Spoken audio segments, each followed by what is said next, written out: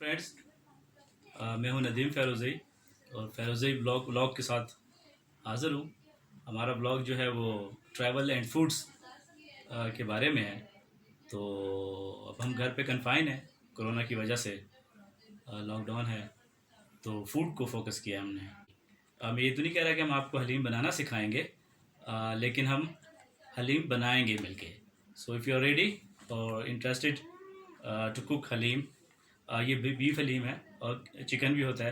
तो let's see कि आज हम कौन सा हलीम बनाने जा रहे हैं। चलें जी, आज हलीम बनाया जा रहा है। तो ये जो बीफ है इसको जो है अलग करना है। इसके आज जो बीफ हलीम है वो कूट लेते हैं अदरक को अच्छी तरह। ये जो है अदरक हमने कूट ली हुई है और ये मसाले हैं जो हमने अभी इसमें डालने हैं। इसमें अदरक मिक्स होगी, इसमें गरम मसाला है, इसमें लहसुन है। उसके अलावा ये शान का हलीम है। ये अच्छा होता है, दानेदार है, अच्छा बनता है। नेशनल का भी आता है लेकिन वो बिल्कुल ग्राइंड होता है तो इतना मज़ेदार नहीं होता। इसके अंदर भी मसाले हैं, बोलते हैं हम इसको।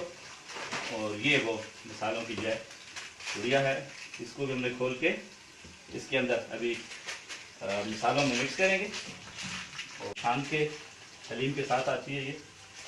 इसको हम खोलते हैं और इन मसालों में इसे मिक्स कर देते हैं और ये अच्छी तरह आप जो गोश्त था वो हम इसमें शामिल कर देते हैं।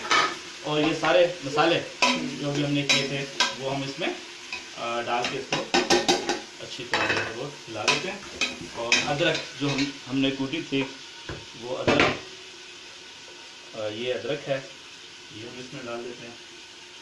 और देखते हैं आज हम हलीम आपको बना के जो कोशिश करते हैं कि आपको हलीम।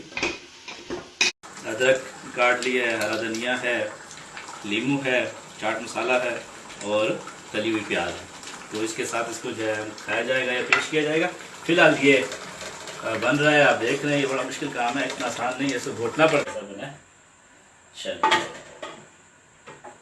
ये आ गया हलीम, शान का हलीम।